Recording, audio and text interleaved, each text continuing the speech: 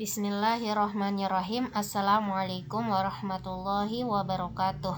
Selamat pagi anak-anak soleha. Apa kabar kalian pada pagi hari ini? Ustazah harap kita semua masih dalam keadaan sehat dan kalian semua tentunya masih tetap bersemangat mengikuti pembelajaran dari rumah. Insya Allah hari ini kita akan melanjutkan pembelajaran kita tema ketiga subtema 1 pembelajaran 2. Seperti biasa anak-anakku yang soleha, sebelum kita memulai pelajaran mari kita berdoa. Bismillahirrohmanirrohim. Robbi zidni ilman warzuqni fahman.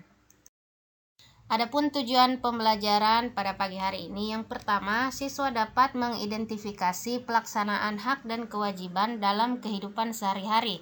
Yang kedua, siswa dapat memahami karya seni rupa teknik menempel. Anak-anakku yang soleha, apalagi manfaat tumbuhan di sekitar kita?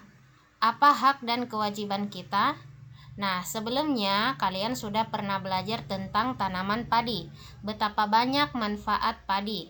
Sebagian besar orang Indonesia menjadikan nasi sebagai bahan utama. Begitu juga dengan beni.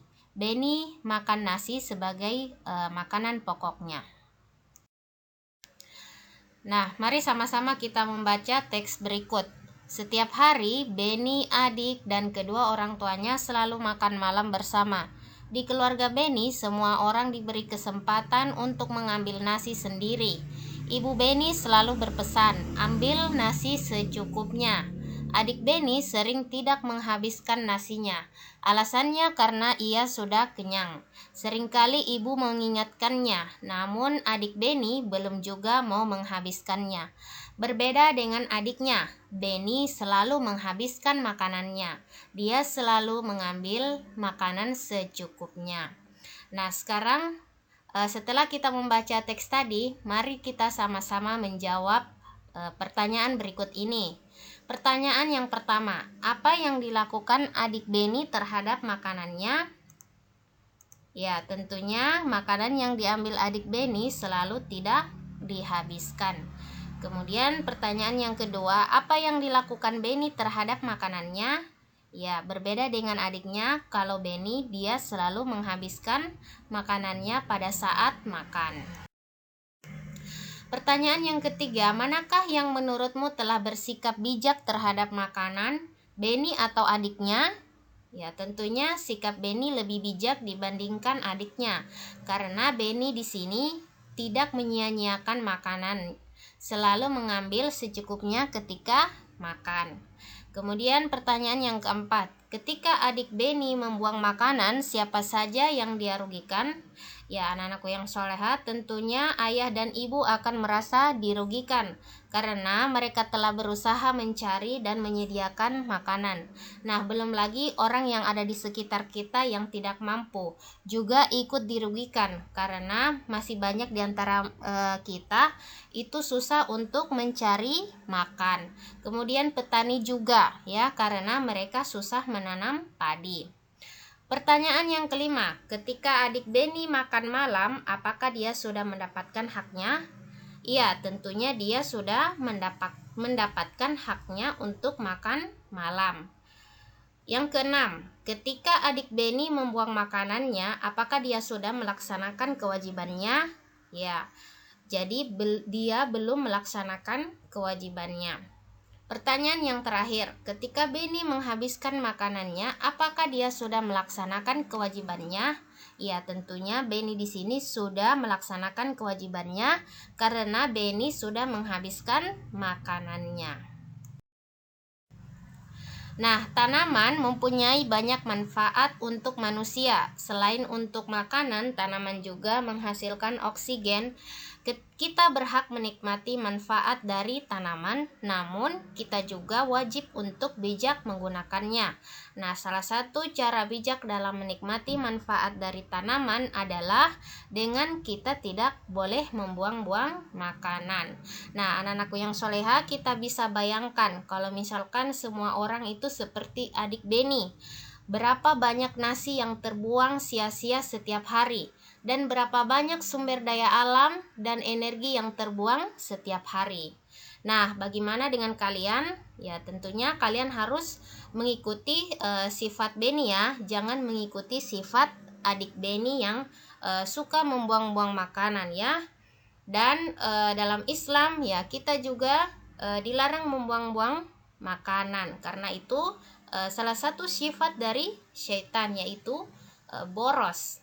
Nah, sekarang berpikirlah sebelum kamu membuangnya. Jadi anak-anakku yang soleha ya, padi ini bisa menghasilkan beras itu membutuhkan waktu sampai 132 hari ya. Jadi satu hari itu ya sawahnya baru dibajak.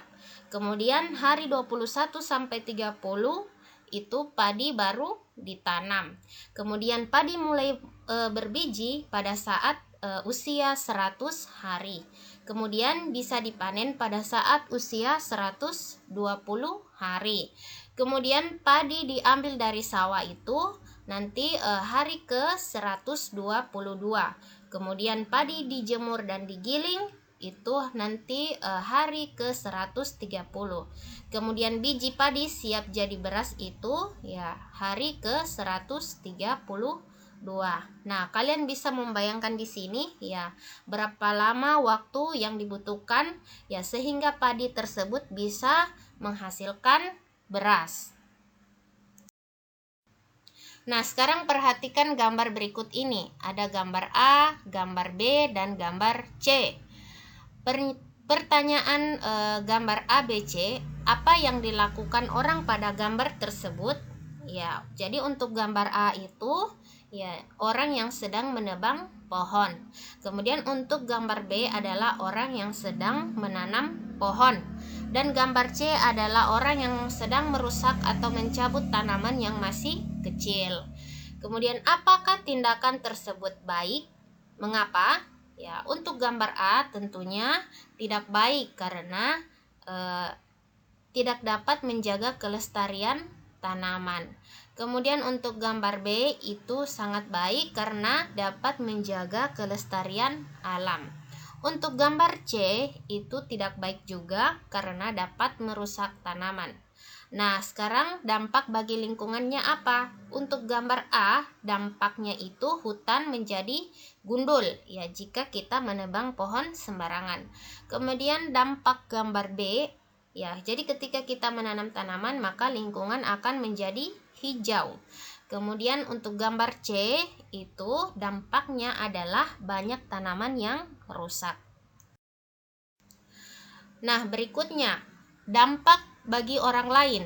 Untuk gambar A itu hutan yang gundul dapat menyebabkan banjir dan tanah longsor. Kemudian untuk gambar B, orang lain dapat menikmati lingkungan yang indah dan udara menjadi segar. Kemudian dampak bagi orang lain pada gambar C yaitu orang lain tidak dapat menikmati keindahan dan tidak mendapatkan udara yang segar. Kemudian pertanyaan yang berikutnya, apakah perbuatan dalam gambar tersebut melanggar hak orang lain? Mengapa? Ya, jadi untuk gambar A, iya tentu melanggar hak orang lain karena orang lain juga berhak untuk mendapatkan lingkungan yang sehat. Kemudian gambar B, ya tidak, karena menanam tanaman justru membantu orang lain. Kemudian gambar C, ya tentunya iya, karena merusak tanaman berarti kita melanggar hak orang lain untuk menikmati keindahan tanaman. Kemudian selanjutnya, apakah orang tersebut sudah melaksanakan kewajibannya? Ya, kalau gambar A tentunya belum. Seharusnya mereka memanfaatkan hutan dengan bijak. Kemudian untuk gambar B, ya mereka sudah melaksanakan kewajibannya karena dengan menanam tanaman berarti kita sudah menjaga kelestarian alam. Untuk gambar C, nah dia belum melaksanakan kewajibannya karena merusak tanaman merupakan tindakan yang tidak baik. Kemudian selanjutnya, apakah yang sebaiknya dilakukan? Ya, untuk gambar B itu orang yang menebang pohon sembarangan harus dihukum atau mendapatkan sanksi. Kemudian gambar B yaitu mengajak orang lain untuk menanam tanaman. Kemudian untuk gambar C, jadi kita tidak boleh menyakiti tanaman. Kemudian di sini ada pernyataan, ya, contoh sikapmu yang sudah bijak terhadap tumbuhan. Ya, tentunya itu menanam pohon. Kemudian dampak dari sikap tersebut bagi lingkungan. Ya, jadi anak-anakku sekalian, ketika kita menanam pohon, berarti kita sudah melestarikan lingkungan. Ya, berbeda ketika sikap kita yang belum bijak seperti menebang pohon sembarangan. Nah, itu bisa mengakibatkan banjir atau longsor. Ya, jadi rencana kita untuk memperbaikinya yaitu ketika kita menebang pohon, maka kita wajib untuk menanami pohon hutan yang sudah gundul. Nah, sekarang saatnya kalian berkreasi membuat kolase dari tumbuhan yang ada di sekitarmu. Perlu kalian ketahui apa itu kolase. Nah, kolase merupakan karya seni tempel pada permukaan gambar. Nah, berikut ini adalah contoh kolase.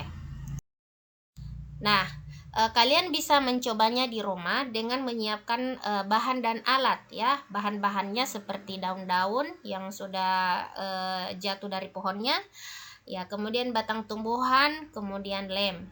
Alatnya yaitu gunting.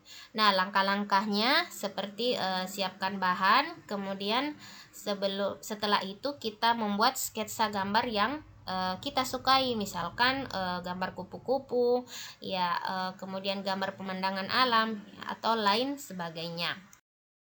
Nah, setelah itu kita atur daun-daun atau batang tumbuhan, ya, untuk menutupi sketsa gambarmu.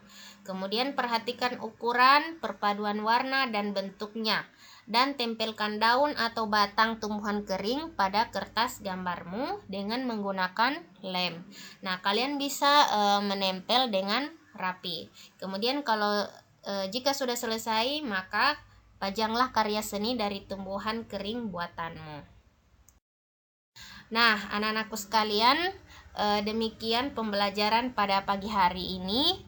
Jika ada yang kalian tidak pahami, silakan bertanya kepada ustazah atau juga boleh langsung bertanya kepada kedua orang tuanya. Demikian ustazah tutup dengan membaca doa kafaratul majelis. Subhanakallahumma wa bihamdika asyhadu alla ilaha illa anta astaghfiruka wa atubu ilaik. Wassalamualaikum warahmatullahi wabarakatuh.